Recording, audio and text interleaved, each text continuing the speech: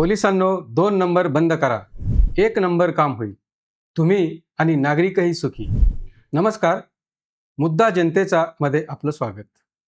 जिल्ह्यात नव्यानं रुजू झालेले जिल्हा पोलीस अधीक्षक मुमका सुदर्शन यांनी नुकत्याच पोलीस अधिकाऱ्यांच्या मोठ्या प्रमाणावर बदल्या केल्यात. अनेक पोलीस ठाण्यांना नवे कारभारी, नवे अधिकारी मिळालेत. जेव्हा असा बदल होतो तेव्हा जनतेच्या अपेक्षा उंचावतात. त्यामुळं आता या नव्या कारभाऱ्यांकडून लोकांना चांगल्या कामाची अपेक्षा आहे. जिल्ह्यात फोफावलेले 2 नंबरचे धंदे म्हणजेच अवैध व्यवसाय बंद झाले तर जिल्ह्याचं काम 1 नंबर होईल असं आता लोकांना वाटू लागलंय. तर दुसरीकडं या घाऊक स्वरूपातील बदल्यांवर पोलीस दलात नाराजी आहेच. कुणाचं तरी ऐकून अन्यायकारक बदल्या होऊ नयेत असं काही अधिकाऱ्यांचं मत आहे. विस्तारानं आणि गुन्हेगारीच्या प्रमाणातही मोठा असलेल्या अहिल्यानगर जिल्ह्यात अनेक धडाकेबाज पोलीस अधिकारी होऊन गेलेत. त्यांच्या कामाची अद्यापही चर्चा होते. तसेच अनेक सुमार काम केलेले अधिकारी येऊन गेलेत. त्यांचंही नाव वेगळ्या अर्थानं घेतलं जातंय. नव्या पोलीस अधीक्षकांनी आता कामाला सुरुवात केली आहे. त्यांनी पहिला घाव प्रशासनावर पकड मजबूत करण्यासाठी घातला आहे. मात्र यामागं कार्यरत असलेली साखळी तोडण्यात त्यांना यश येणार का? खऱ्या अर्थानं कोणाच्याही दबावाला बळी न पडता कारवाया होणार का? आत्तापर्यंत होऊन गेलेल्या अधिकाऱ्यांपैकी काही हलक्या कानाचे होते. काही अधिकारी कोणा एका पोलीस कर्मचाऱ्याच्या सांगण्यावरून कामकाज चालवित होते असं सांगितलं जातं.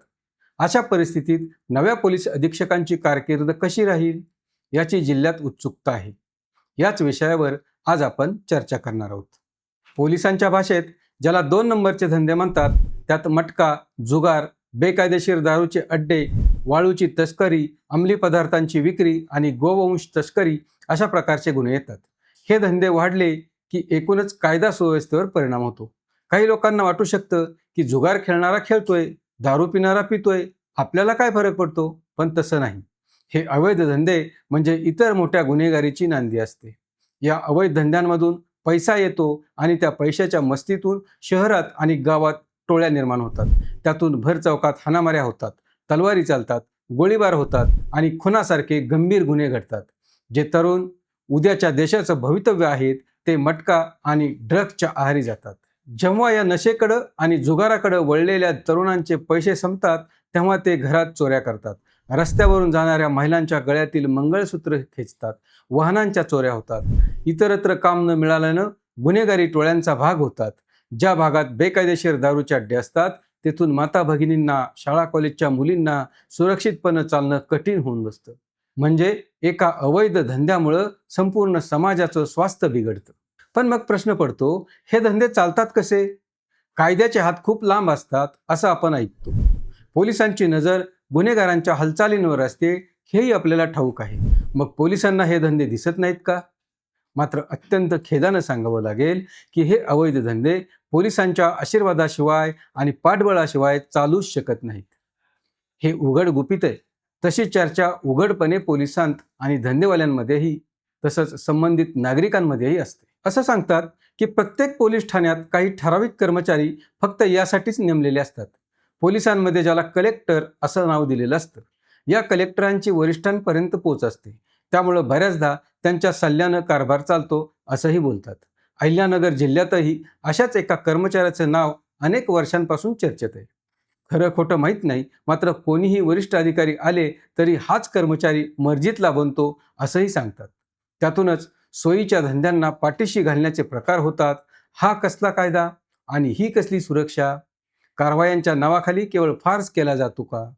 कागदोपत्री काहीतरी दाखवलं जातं, बातम्या प्रसिद्ध होतात आणि पुन्हा दुसऱ्या दिवसापासून हे धंदे राजरोसपणे सुरू होतात असं अनेकदा पाहायला मिळतं.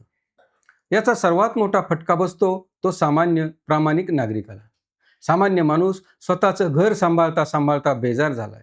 त्यात अशा गुन्हेगारीमुळं तो सतत दहशतीखाली जगतो. कित्येक सुखी संसार या जुगार आणि दारूमुळं रस्त्यावर आलेत. यातून जनतेचा पोलिसांवरील विश्वास उडतो. पोलिसांची प्रतिमा खराब होते. जेव्हा पोलिसांना नागरिकांची मदत घेण्याची वेळ येते त्यावेळी नागरिक मदतीसाठी पुढे येत नाहीत. वाहतूक किंवा इतर वेळी जेव्हा पोलीस नागरिकांकडून शिस्तीची अपेक्षा करतात तेव्हा नागरिक पोलिसांना जुमानत नाहीत. अनेकदा पोलिसांवर हल्लेही होतात.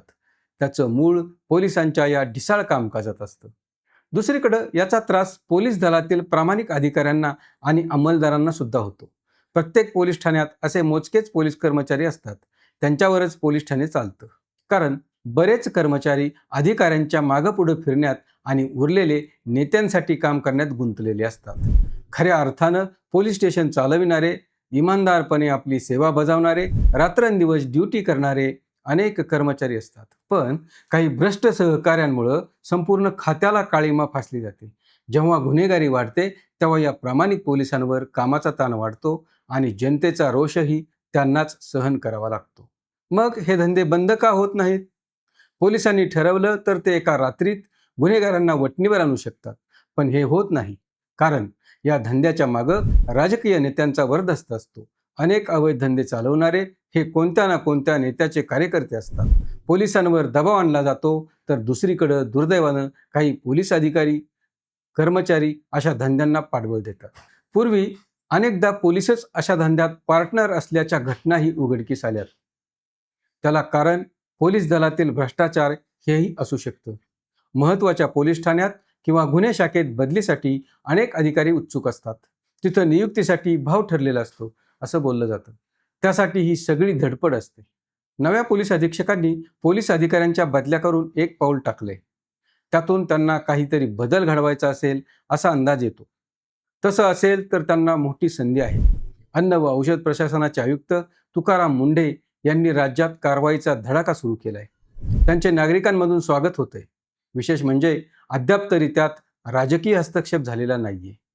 या पार्श्वभूमीवर नगरच्या नव्या पोलीस अधीक्षकांनाही मुंडे यांच्यासारखी कामगिरी करण्याची संधी आहे. बदल्या करून त्यांनी पोलीस दलाची रचना बदलली आहे. त्यांना अपेक्षित रचना आता झाली असावी असं मानलं तर आता त्यांच्याकडून चांगल्या कामाची अपेक्षा आहे. तसं झालं तर जिल्ह्याची जनता त्यांच्या पाठीशी उभी राहील. त्यांनी खाकी वर्दीची ताकद दाखवून द्यायला हवी. यापूर्वी ज्यांनी ज्यांनी अशी ताकद दाखविली त्यांच्या मागं नगरची जनता ठामपणे उभी राहिल्याचं पाहायला मिळालं. यामुळं आता पोलीस अधीक्षकांची जबाबदारी वाढली. अवैध धंद्यांवर कारवाई करताना पोलिसांमधील उपद्रवी घटक शोधून काढून त्यांचाही बंदोबस्त करावा लागणार आहे. येथील जुन्या पोलिसांची कामाची पद्धत पाहता स्थानिक पोलिसांवर विसंबून न राहता स्वतःचे विशेष पथक तयार करावं लागेल. त्यांच्याकडून या अवैध धंद्यांवर थेट आणि कठोर कारवाई करावी लागेल. गुन्हेगार कितीही मोठा असो, त्याला कोणाचंही पाठबळ असो, त्याला कायद्याचा बडगा दाखवलाच पाहिजे. यातून गुन्हेगारांवर वचक आणि जनतेत विश्वास निर्माण होईल. पोलीस अधिकाऱ्यांच्या बदल्या केल्या आहेत. जर नव्या ठिकाणी ते चांगलं काम करतील, त्यांच्यावर लक्ष ठेवावं लागेल, तरच बदल्यांचा हेतू सफल होईल. अन्यथा बदल्यांवरून निर्माण झालेली नाराजी कामात दिसू शकते. जर पोलिसांनी ठरवून अवैध धंदे बंद केले तर जिल्ह्यातील गुन्हेगारी बरीच कमी होईल. त्यामुळं तपासावर, कायदा सुव्यवस्था राखण्यावर पोलिसांना जास्त लक्ष देता येईल. पोलीस दलाची बदनामी थांबेल. पोलिसांवरील कामाचा ताण कमी होईल. त्यांनाही आपल्या कुटुंबासोबत सुखानं 2 क्षण घालवता येतील. आणि सर्वात महत्त्वाचं म्हणजे अहिल्यानगर जिल्ह्यातील माता भगिनी आणि नागरिक भयमुक्त वातावरणात सुखानं जगू शकतील. म्हणूनच आम्ही म्हणतोय, पोलिसांनो, 2 नंबरचे धंदे बंद करा, तरच 1 नंबर काम होईल. तुम्ही आणि आम्ही नागरिकही सुखी राहू. हा व्हिडिओ आपल्याला कसा वाटला यावर आपलं मत काय आहे आम्हाला कॉमेंट करून जरूर कळवा.